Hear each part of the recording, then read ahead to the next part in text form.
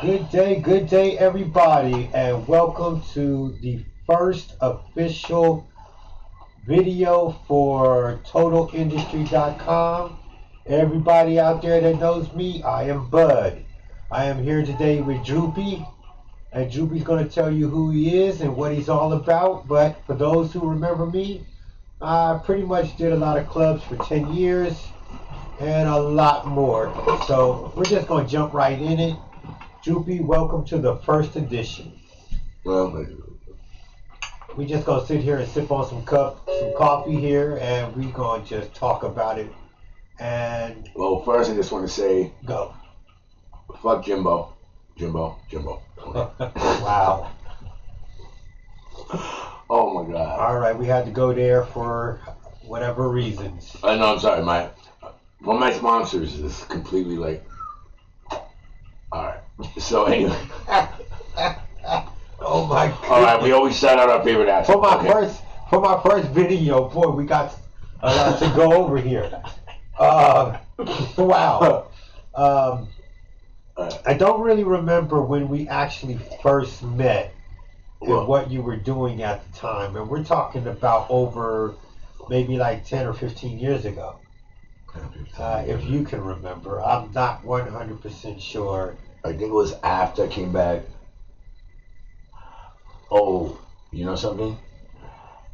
I think we really got up when I came back to Def Jam when LA Reid.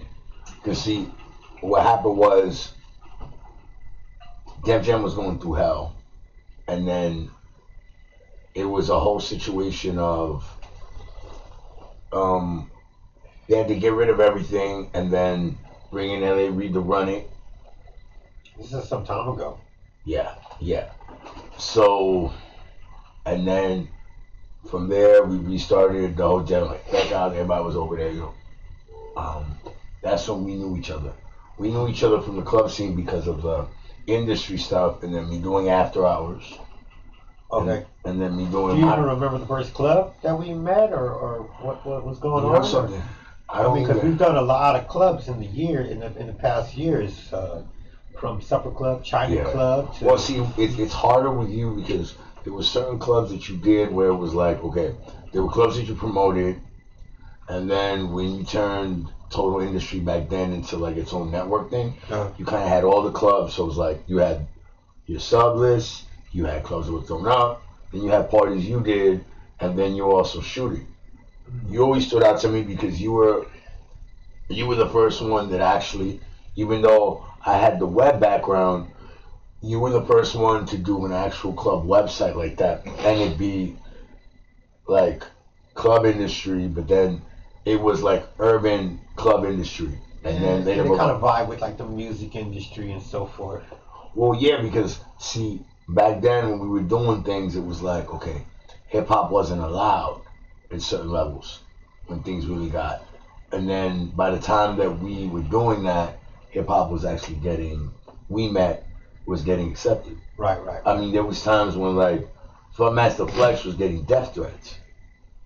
Back in the days. Yeah. Wow. At Hot 97. Like literally like niggas wanted to kill him for that shit. Well, yeah, he's a different beast when it comes to doing what he does. He speaks his mind. No, but it wasn't. No. But he wasn't on the radio then. He was just a DJ. No. He was on the radio. It was and he is a beast. Right. But in the beginning part, they didn't really attack him. They attacked him because he played hip hop. They attacked him because he was black. They attacked him because of what he represented. Well, so it was like, no. There's legitimate reasons why certain people were flexed. I'm not gonna go because it's too detailed. Right. But at the beginning, it was stuff like, yo, we don't know if we can take an artist station because he got another death threat, and we're talking about. Wow, how did you know he was getting death threats back then? Well, yeah, that was actually '97. I remember hearing about that in '97. I met him for the first time, I believe, was the first time I stepped foot into Supper Club. And I just happened to go by the DJ booth, and I was like, I wanted a picture of him. And that's when I first met him. Yeah. Because that was the first club that I actually walked into to do my thing, Yeah. which was awesome. Right. Man, I felt from that day, I felt like I was so energetic to just really meet people. And at that time, I don't think people were used to someone really coming in the club and taking their picture. And I don't know who was out then besides me with TotalIndustry.com. No. You were no. Look, I've always been a hip hop in house, so it was like for that time, you were the guy. There was another guy, but it's different because the other guy kind of dealt more within the house scene. So it's like you were doing similar things, but it wasn't the same. Like, I'll give you an example. You were one of the first guys that actually did it where it was like, okay, you went to the club, you took the picture of the crew, and you put the crew online. Now, I did it, but not as a website thing. Right. I did it as part of my job. See, when we were deaf, there were certain parts of that point where we were supposed to literally put all our stuff on social media. So the only way niggas really knew you was working is if you had it. That's why we ended up later doing Def Jam influencers or whatever else. Mm-hmm. Like, it evolved from that. Mm-hmm. You know what I'm saying? And the Facebook worked really well because, well, we brought Jigga back on Facebook. Facebook has always been big because even Trump.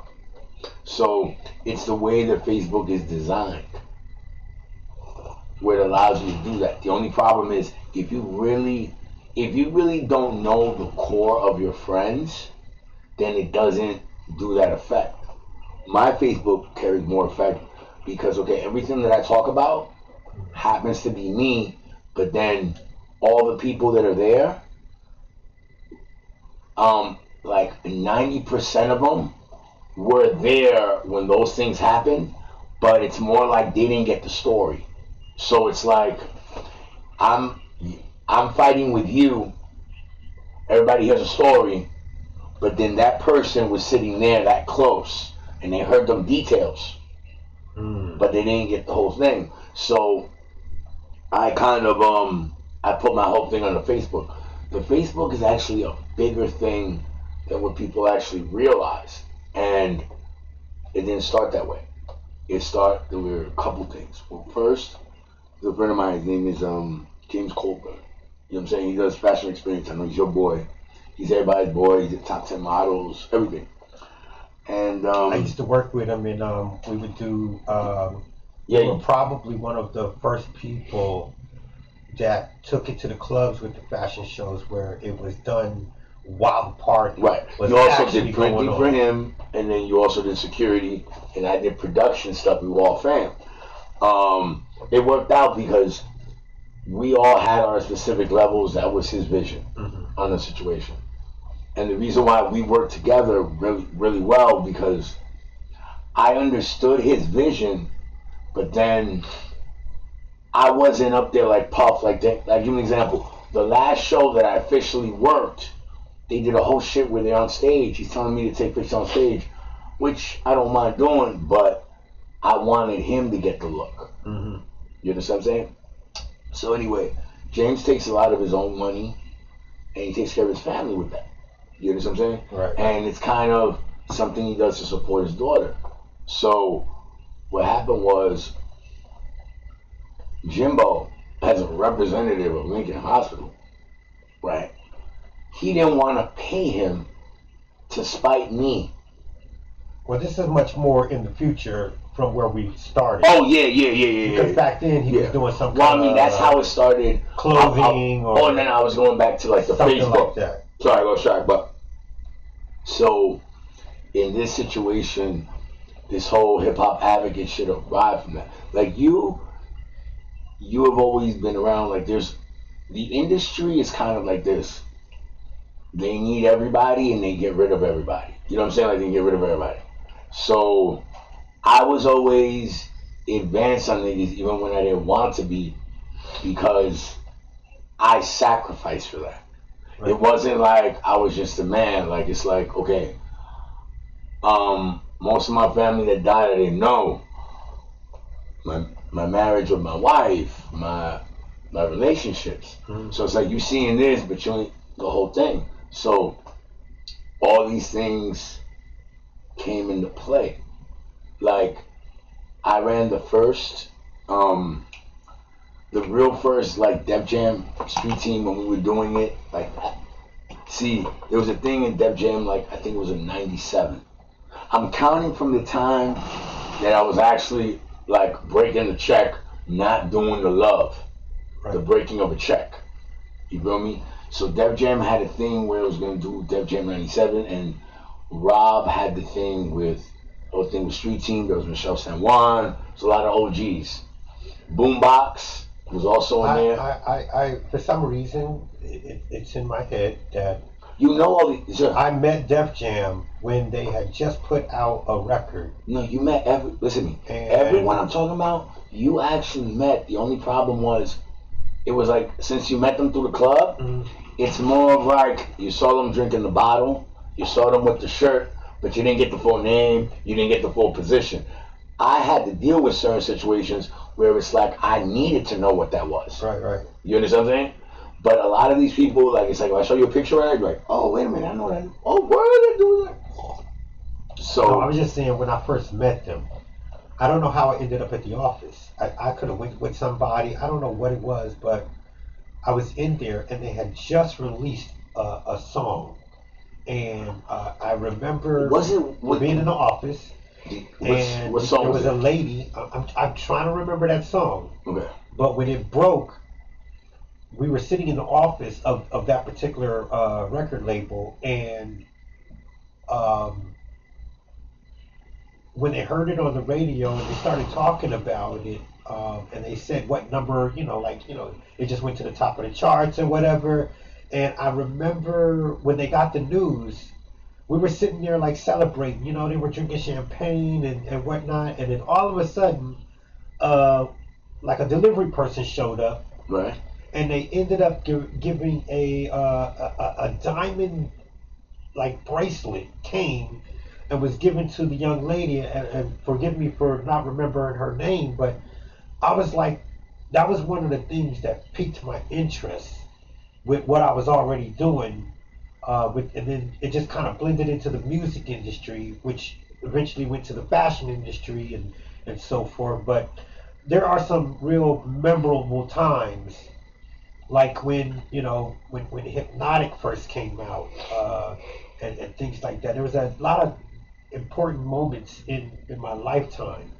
Um, Well, you was actually Shout out to Charlie Brown, who gave me my first shot with working with Hypnotic and them, because I was at a club, and I was there just to take pictures, and he walks out of nowhere. Nobody's in the club. It's just me setting up and him setting up to promote their brand.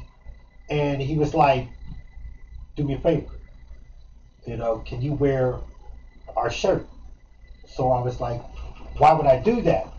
And nobody's looking at me. He said, "No, the logo's on the back. So while I'm taking pictures, the entire crowd is behind me, and when they see that, it's gonna brand."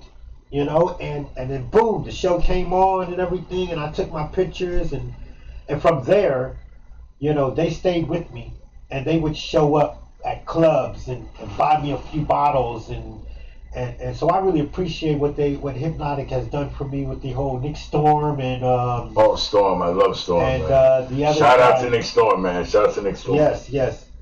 And what was the other guy? Charlie Brown was with them at the time, right? Yeah. You know something? I just can't remember completely. You know what I'm saying? Like I always remember Nick, but then Nick was always so personal. You know what I'm saying? So it's like I remember Charlie Brown, I just don't remember Charlie Brown's face. Like I remember Nick's face. I do know that he had his hair very short at the time, I believe. That's not helping. Okay, well, anyway, shout out to them. Like they really, from there they just started coming to the clubs, and they were like, "Yo, bud, we here to pop some bottles with you." And literally, they would just buy the bottles, and we would do what we do, and then Oh they no, would I go. remember when we used to buy bottles. Let me tell you, way back then, hip hop was different. Like I'll give you an example. Okay, every time that we came out with a record, like it was so crazy. There was a time when Bad Boy and Def Jam always fought.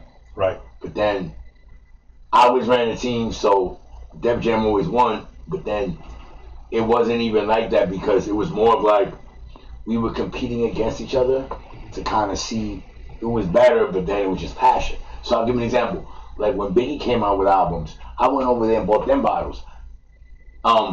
There was certain dudes that were on the street team, not on the bigger levels, but some of the dudes ended up later.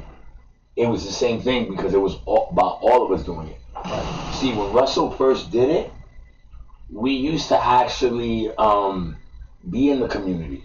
When I mean be in the community, I mean I used to go to school. We used to go to schools and talk to kids. Yeah.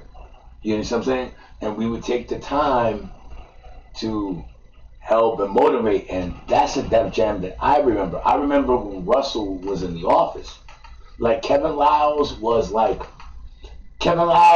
is the first official street team member that you could say made it because he went from Kevin was the street team one that just botched out. I was the second one that went out because what ended up happening was Anton, which was Foxy's brother, stole me from Def Jam. I remember what song it was too. It was a song with Foxy Brown, Jay-Z's in it, and Metrodome or whatever on 21st is where it got shot. I think Flex is in the video, and Steve Stout needed someone to run the entire situation for the firm. Now, in that situation, it was different because Interscope is based in LA. He's here, but then they got like 20, like it's like, okay, AZ has his own management. Foxy has his own management. Each one had its own management, so the project never got a chance to get off the way he needed to because of that. Now, I was principally responsible for all the promotions, all the marketing, and any other bullshit that had to do with that. Are you talking about way back? Well, that's how long we've been doing this, man? Yeah. Shit. Yeah. My goodness. Yeah. There's only a couple of us that actually crossed over on the line. Like when I was doing parties, I was the only one that was an industry dude that did parties. Flex was the only one that was an industry dude to do parties. And that's it. The closest one to come up after, which is in the same line, would be Jessica, which is known as the white bitch. She actually prefers the distress management. No, she had it on her flyers. The white bitch. I love her. Like, she always, you know why? Because she owned that shit. But it wasn't that. It was more about, no, before Jay was even saying it, fuck you, pay me. And she wasn't getting the shine on shit because she was girl, she was white. But then it was like niggas didn't know who she was. And then when they got to know her, you understand what I'm saying? But she actually took that shit and owned it. She had the Diaz brothers, which was Doo-Wop and Tony Touch, which was really stress entertainment, but it was really management, but it was called entertainment. She had Flex, right? Damn, I forgot what she had. And she had the Tunnel deal initially before Flex. Wow. Which was actually called Funkorama. The Tunnel. And then Flex had it for Big Dog. And at that time, I worked in the Tunnel for Big Dog, but then on the weekends, I worked for Rob Rivera, which used to run it for Peter Gation. So that was like the house scene. The bugged out part is everybody used to think, oh, this nigga's getting fucked up, whatever. But right next to it, literally inside the tunnel, but you have to leave the building to do it because it's all like a storage unit type of thing. Okay, the Guardian Angels had a headquarters for 24-hour angels that were for emergency shit. I was one of them, but nobody actually knew that. So I could literally like escape the tunnel, go into the crib, escape the tunnel, go to the crib, even when I wasn't at my crib. I know one of my favorite clubs back in the day was the China Club. Oh yeah. Especially when they had after work Thursdays. Yeah. I mean, I've never seen a place fill up so quickly. Well, you know something? Let me tell you, man. I used to fuck with Ruben on it on Saturdays, and I always told Ruben all the dudes that he had. Mm-hmm. See, Ruben's a good dude, but I used to tell him, you see all these dudes, they're not loyal. He never listened to me. Not one of them. I had his back. Rob Rivera had his back, but he never took care of us. But he would give me the stuff that I needed because he did printing. A lot of times, you gotta understand, the best club promoters were printers. No, because you could actually generate that product. I'm laughing because I remember when printing flyers was not really a big thing, but when I first started doing certain events, which like Club Downtime, when they used to do the showcases and whatnot. Well, I was actually there doing showcases for a minute, and I remember me and my partners, we had an office literally across the street on the corner, and we would actually go to what was it back then? Staples, Kinko's, or one of those places. Right. And we would literally cut and paste and make flyers. So the regular flyers that we got today were not what we used to have back then. Some people did, they made the flyers that are the ones they print and they were colorful and things like that. But we would literally go do black and white, and we made them from cutting and pasting and we all did. We all whatever. did. And we would go down there, we'd make a bunch of copies, and I used to have an office like down the street from Club Downtime. And I remember we used to, after we made them, we would go up to our office and open the window, and I would just grab like a whole stack of them and throw them out the window, and and flutter to the ground. And I was like, people used to bug out when I did that. They're like, well, what are you doing? I said, because everybody that's walking by, they're going to see these flyers all over the floor. Yeah, that's what I was doing. And they're going to pick them up. So every time we got flyers, that's what I would do, throw them out the window. Now, and then one of you guys actually did that. I started doing that with the flyers on the floor, but then I'll be honest with you, the two people that really started that would be, I got it from the club dudes. Yeah. But it would be me and Sincere Frontline. Frontline is the one that started General. Okay. Okay, so what happened is when he got the accounts, he had Frontline Promotion on it, and you flipped it on the other side, and you had the thing he was promoting. I had the firm stuff. I remember Frontline. Yeah. See, the difference with my situation was, because Interscope was in LA, but they had an office here, but it was in LA. It was a situation where anything that happened with the firm automatically in New York went through me, because everybody else that controlled it was in LA. So half of it was Trackmasters and half of it was Dr. Dre. So it's like I'm chilling on the Trackmaster end, and for them, dealing with the art was so much shit that it was more of like, give it to Droop, and Droop's doing all the promo.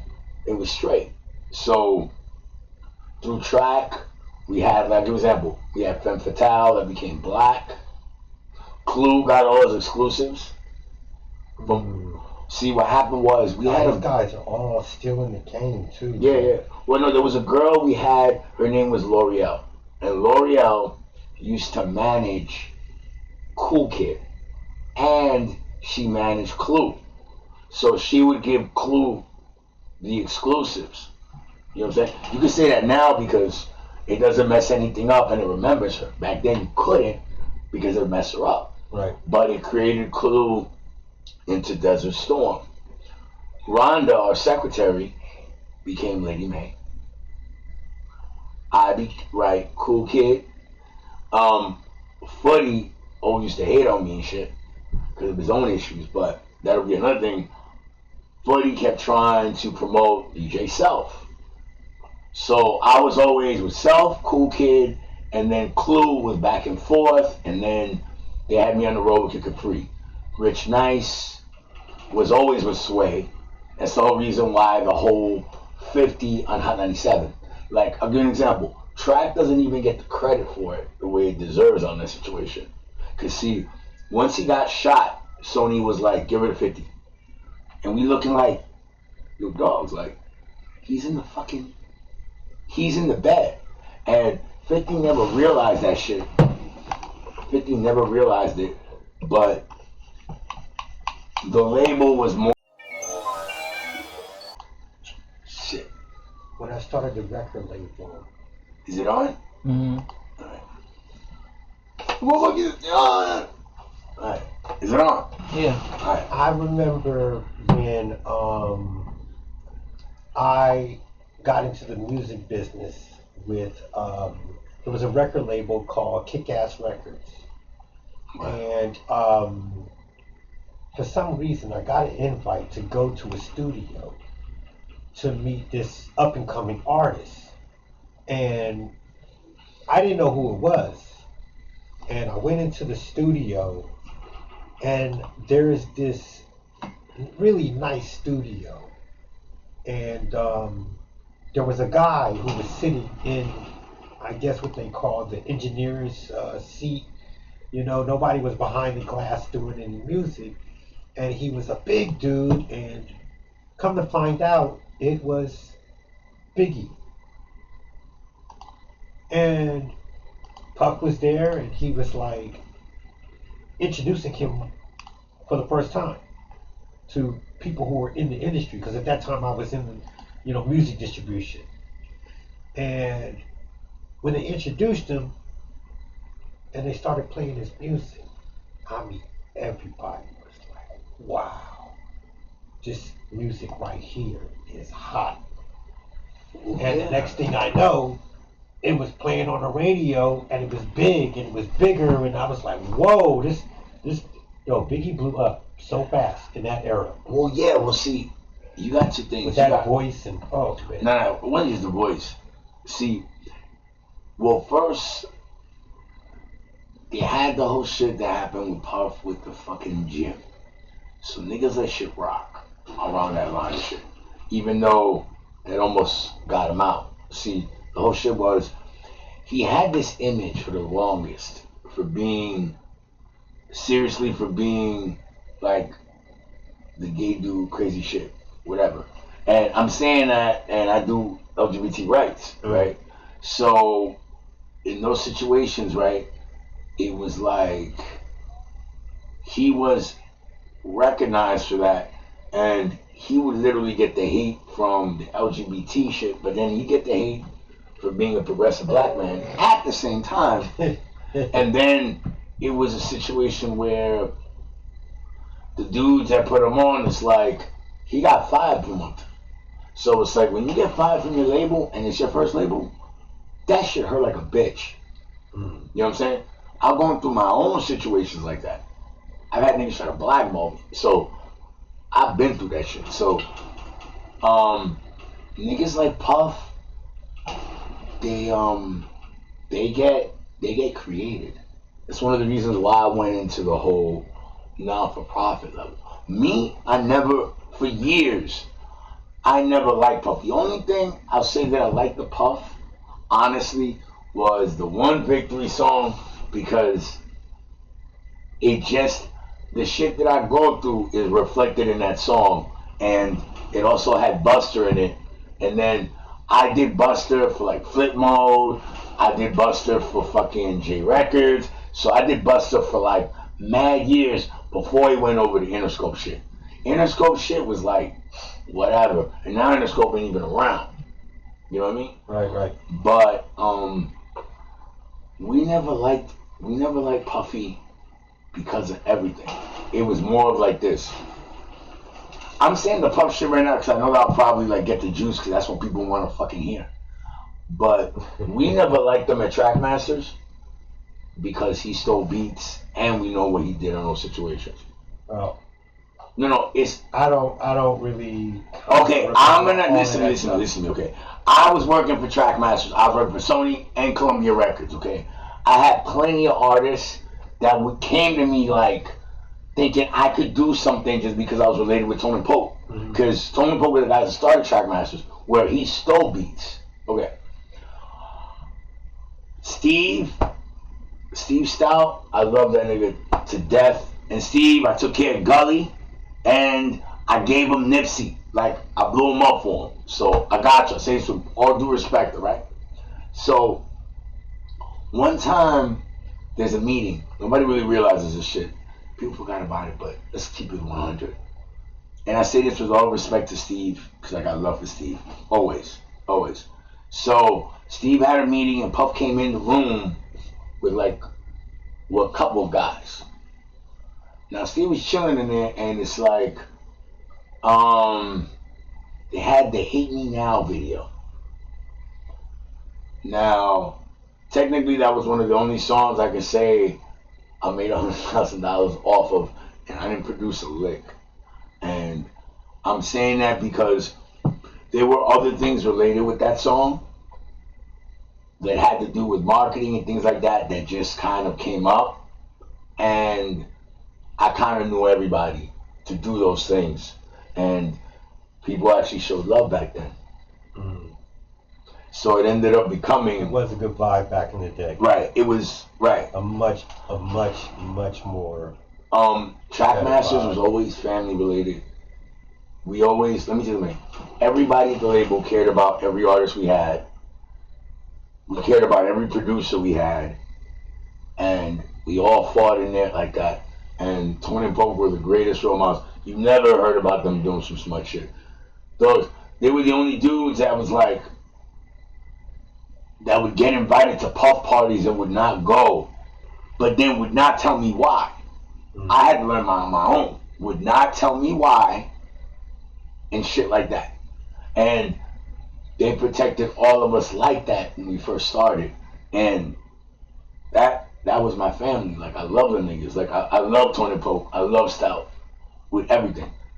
But, so anyway, Puff is in there, right? So, Puff and Stout, right? And what happens is, the "Hate Me Now" video, Puff didn't want that shit to get released because he tried to play off the sacrilegious with God shit. And I'll tell you how Puff and the devil later. Real talk, and I'll give you the facts on that shit, right? So, anyway, Steve always, people tried to kiss his ass, so Steve would always have bottles of like Moet and things like that, but it wasn't really like, it was more of like, people actually gave it to him. Steve had a vicious mouth, just like I do, on certain shit, but Steve was really about business, and he was completely misunderstood. You understand what I'm saying? He was completely misunderstood because it was more of like, yo, what the fuck? Like, I gotta explain this shit. And he was what I would call like a corner motherfucker on the joint, where it was like, okay, he's director of Black Music Interscope, he's managing Trackmasters, he's managing Nas. Then there's the Trackmaster record label, everything on Interscope, and then whatever side projects he's giving me. So Steve had to make sure everything rocked. Mottola actually fucked him over on other shit, but that's another thing. So anyway, they had an argument. I really don't know the words of the argument, okay? I know about the people because I wasn't in the room. It's more of like I'm getting outers, okay? And that's the best way I can say it politically, okay? So, from my understanding, he grabbed a bottle off of the shit and he hit Steve with a bottle. I don't know why, but I kind of remember this story. Oh, I know, because a lot of the people that were okay, listen, a lot of the people that were around at that point, you actually drank with. You just didn't realize it. But you actually, no, you were chilling with them, you just didn't realize it. So then, well, I was chilling with them at the clubs, but I never was like in the office and the disc with them because I was doing my own thing. Right. But which is funny because I was just playing back in my head, like when I first got into the music business, I was working for a company called Tanya Records. Tanya Records. Now that I remember. They did It's Getting Hot This Year. Oh hell, all of them things like that. They did a lot of stuff. They did, what's his Frankie Paul, Frankie Paul, I believe. Yeah. The blind guy. There was TV. I know TV. there were so many people, man. But I remember when some of these tunes, especially like people like Dirtsman and a whole bunch of other artists. The producer at the time was Philip Smart. God rest his soul. You know, he passed away. But we used to, go from the office to the studio just to check on what material we were working on, and we sold a bunch of that stuff to the mom and pop stores. And that was like one of my first jobs I had to learn how to get around New York, and back then we didn't have GPS. So they gave me a van, they put a bunch of records in there, they gave me a list of stores, and man, they gave me a atlas. And I was like, okay. So I literally found my way around New York when I first got here by flipping an atlas to see where to drive, and going all the way up in the Bronx, and we were located in Long Island, and I was like, wow, that's when it opened me up to the music industry. Right. So when I got an office up in the city, I was working with a label called Kick-Ass Records, which was, I believe his name was David or Dave, I can't remember his name. There's a lot of record labels like that. It was a long time ago, let's put it that way. And they offered me to come and work with them because they were real small at the time. A little office, records scattered on the floor, and they wanted to get their music into, the mainstream stores and whatnot. And they had a couple good tunes that really what made it. But from there, just by being in the city, that's when we got invited to a lot of different stuff. And the industry just kept moving forward more and more and more. I mean, there were times that, I would go visit labels just to get in to see who's who. And running records at that time, of course, that changed. It went into the cassette, and then it went into the CDs, and the next thing you know, everything pretty much went digital. Right. But to be a part of that industry while it was growing was such a great experience. So when it went into the club scene, it was like, wow, now you're seeing all of these DJs that are doing their thing. So this is how I started meeting people like Funkmaster Flex and the rest of the whole lineup of Self and the so many people along my way. Yeah, I mean, one of these days I'm going to have to go back in my head and write down all of these DJs that I have run across, and hopefully I can get them to be a part of a sit down like this in the future, so that we can talk about where they came from and where they're at in life right now. Because I know, Self is just like, woof. No, Self, I'm actually I always got love for Self. But Self has actually came up because, Self was one of the only DJs, not one of the only ones, but one of the ones that actually fought the entire shit. You feel me? Right. I can't front, I hated Footy, but Footy did a lot to help him, but then it was kind of, he kind of poisoned his own, because he did it because he wanted to manage Self. So a lot of times when someone knows that you're just doing it to manage them, right, you kind of see that you really don't give a fuck about the person. Yeah. And then he used to actually talk shit to him about me, and then I would sit there and not know about it and talk pleasant to Self about him. Right. So it ended up back-ending him, because it made him look crazy when it's like, this dude is telling me nothing but positive about you, You're talking mad shit about him, and you're telling me that you rock with me because you want me to manage you, or like it kind of ruined the whole thing. And that's how Buck ended up later managing. And Buck is good. The difference between me and a lot of them other dudes, and it's also for a lot of people, it's they didn't learn the game correctly. Like when I was at Def Jam initially, we learned from rock music.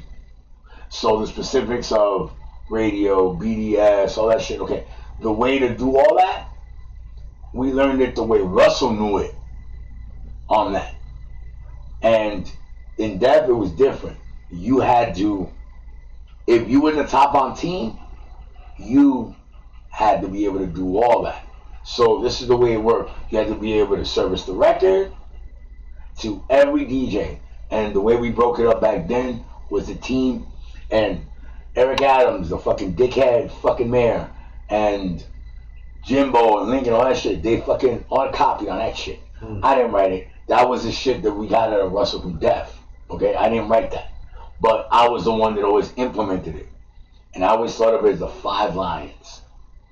New York was Manhattan, which was also Harlem, which I did both because it was considered one. Then there was Brooklyn, Queens. I was spread out to Staten Island, but then all of us, all 5 boroughs. So we had a captain for all 5.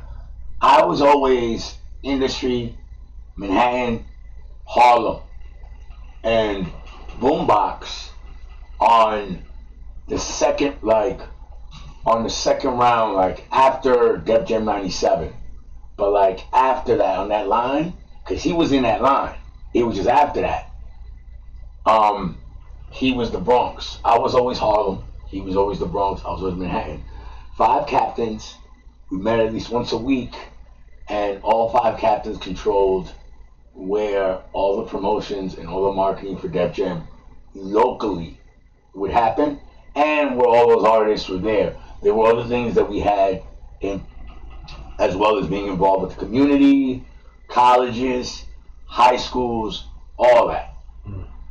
Now, one of the 5 would have to lead. I ended up being the leader every time. It happened that way. Well, You understand what I'm saying? So, right. And then when I went in the club scene, I was a record label promoter that was also a club promoter. See, there's a guy, and you'll see him because I actually brought him back to the cypher. You ever heard of Rob Rivera? that name sounds familiar. Okay. Rob Rivera used to... Was he a promoter? Yes. Yeah. But he was more than just a promoter. See, okay, Peter Gation got really crazy on drug shit because of another kid, Kim Eiler. I remember. He's a guy that did club kids. And this is different. That time, niggas used to do PR for the clubs, the whole shit. So anyway, Peter and his wife would get crazy. Wifey really ran shit, but then it was more of Rob would run shit. And these niggas would get fucked up. Like fucking, this nigga fucked up his whole head. You feel me? And Gation, it's crazy. Gation got thrown out of New York because they wanted a look. He never got thrown out for doing anything illegal. Wait, thrown out of New York? Well, thrown out of the United States. And they milked it on that, yes. Well, damn. Oh, no. They really, you know what they did? And they milked the press. Adams is doing the same shit. It's one of the reasons why I can recognize the shit. So anyway, this is what happened. So they're stressing about the club shit. And promoters, people do drugs, they do things, or whatever. It's the tunnel.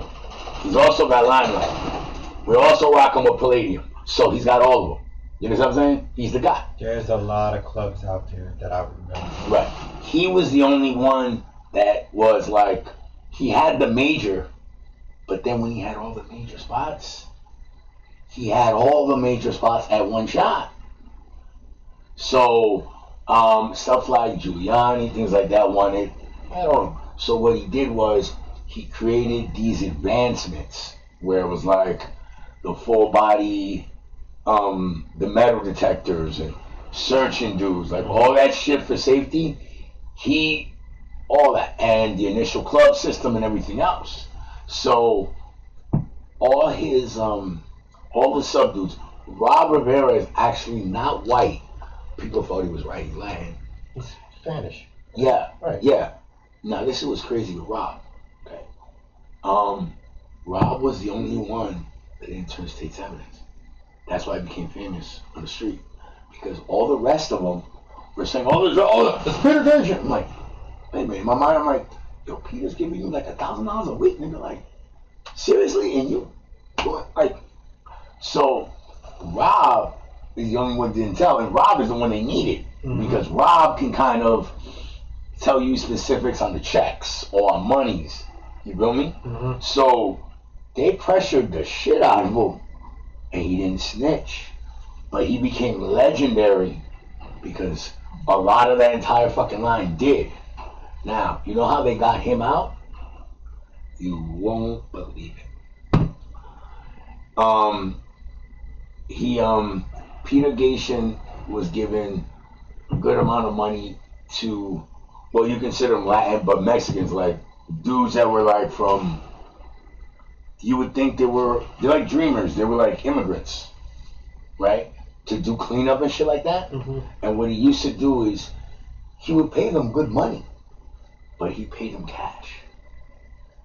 When he paid them cash, that counted as tax evasion. They used a tax evasion because he's a Canadian citizen. Well. No. That probably still goes on today. No, but look. Okay. If you're a citizen, no. If you're a citizen of another place and then you break the law, like that's what, right? This is why Adams is like locking niggas, right? You break the law, they can use that to send you back. Right. So it's tax evasion, and they were acting like a whole bunch of it. That's what they got him on. Shit with bread, like he shared the bread, but he didn't really do anything like that. He let everybody just do their thing. You understand what I'm saying? And then the only thing like that is like he basically like when he started using drugs and he started like whatever, and Rob was really looking out for him. And then on the side, Rob took me up and he taught me how to run the bar, how to do tickets, how to do the guest list numbers, all this shit specific club. Niggas thought I was a little Mexican dude. You feel me? Nobody really realized. And then when I was doing Nas, it was like Sundays I had the tunnel because big dog pit bulls. So I'm a big dog. So there's no way you're gonna say no to me because I'm one of y'all, and I actually promote the party. Then on the weekends, I was also doing after hours for the tunnel. Besides, I was also working for another guy named, Karate Mike was different because when I got with Karate Mike, I was already doing after hours on my own. Like the guy that actually put me on, really, even when I was doing it on my own, was really D. And D was the one that ran Sizzles. And a lot of people know him because it's like, the word on the street was like, he's the first nigga to do $1 million from after hours or whatever else. Now, I don't know if that's true or not, but when I heard it, just with the information I heard at the time, I believed it was real. I still think, I'm not sure, but I'm giving him a benefit of the doubt, even though we didn't leave in the best terms, but I'm giving him a benefit of the doubt. Father Chris used to DJ for him. There was me and Father Chris, he just died, God bless his soul. He just died like a couple weeks ago. I was really, I wish he would have called me before he died. A lot of those parties that Father Chris were doing weren't really Father Chris's parties, even though they were. It was me, Father Chris, and D. D had the party. I knew how to DJ, but I didn't DJ. Chris DJ'd all of Father Chris's parties. But then, I love Father Chris. The proper way to say it was like, it's Droopy, it's me, and it's D. D paid for the spot. D found the spot. Chris would promote, but then he really DJ'd. But then he's valid because he's been around for years in the house scene. Don't get it twisted. And me, I promoted and VIP and bartend. Now, is this prior to Total Industry, during Total Industry, or what? Some of that. Okay. Some of that was during Total Industry, but it was different because, okay, I'm doing this here. Oh God, I remember one weekend where I came back and I was doing DO week, and I came into Columbia, and I was so tired, and we had an office meeting, and it was like one of my first office meetings. I'm sitting with the executives, and I'm falling asleep in the fucking chair. But I have I have a vice president. I have a doing, and I'm like, like I'm the guy that knows, and it's like, wow, like, yeah. So I wasn't really in many meetings after that. But that's how it was. Mark Jordan ended up becoming a bigger part when Tony Pope became vice president because I broke off. Well, honestly, I broke off, but then I had a little fight in that situation. But we're gonna talk later about that. But Mark Jordan handled Anne Marie's career. God, I feel so sorry for you, Anne Marie. That fucked up her entire career. Yeah, but honestly, I think we probably could go like literally on and on about this whole. And then he managed Rihanna, and that's the dude that's where Jay stole Rihanna from.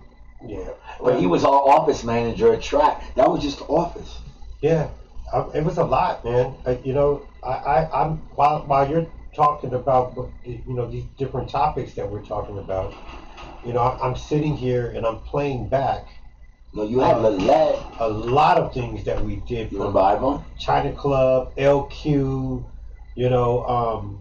I've had some really, really great times at some of these clubs where I got really close to certain celebrities that I would never in my life dream that would happen. I remember, I guess it was, let me see, Latin Quarters was Missy Elliott came by. And which one was it? What was street address though? Was it 96 or was I it don't remember what year it was, but I was sitting. No, I mean 96 as for the street. Oh, that was. Oh man, I can't remember where that club was. Latin Quarters. Remember, you go down inside. Okay, that's the other one. Yeah, no, I know. They moved it to times. They moved. I think they took over China Club. That's another one. Yeah, I think. Yeah. Look, the but easiest way is sitting down. Easiest way to remember is the street number. Because I'll give you an example. Yeah, there's so many years ago, bro. Oh no! Like even if you looked at it online, like if you look at Latin Quarters, you be like, you look at the shit, it'll bring it. I know Latin Quarters is not where it used to be. Now Latin Quarters is China Club. And they didn't call it Latin Quarters; they called it LQ. So I just remember being down there, and Queen Latifah, what's her name? I just said her name. Missy Elliott. Missy Elliott. She was on Electro. She came by. That makes sense. And I didn't know if she was going to perform or maybe she was just a guest, but she had a bottle of that Louis 13, is it? Yeah. A real expensive bottle. And I was just sitting there and she just came, she sat down, she sipped a little. That was probably a gong. And the next thing I know, she got up and she was out. And I was like, wow, I was just sitting this close, like literally this close to her. And a bunch of celebrities. I mean, it was real. Coming to New York was very different from the way they operate the clubs. I mean, there's other states that don't really live like New York. And back in those days, it was like if a celebrity was in town, they were showing up somewhere, and it was real exciting.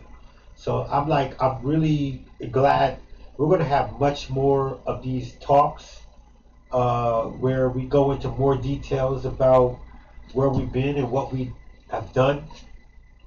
But for now, guys, this is our first video out here, and we're going to keep it going. There'll be another date, another time, and I want to thank all my people out there who have rocked with Total Industry for years. Of course, everybody knows that the pandemic came and took away all of our clubbing, and hopefully we get back there soon, because I sure miss it. Can I use some Jimbo? I really want to use some Jimbo. Like, come on, this is like, oh my God, it's so tempting. Nah, you can't move. I'm too much. You're not gonna make it through New York with that. Oh man. So guys, I'm gonna bring more Bud swords, but see, he might not own this anymore. I'm gonna keep this. This is good. This is my sword. it's part of my collection. Yeah, I just said something because I don't want you to think I'm just walking around with a sword, but actually I do.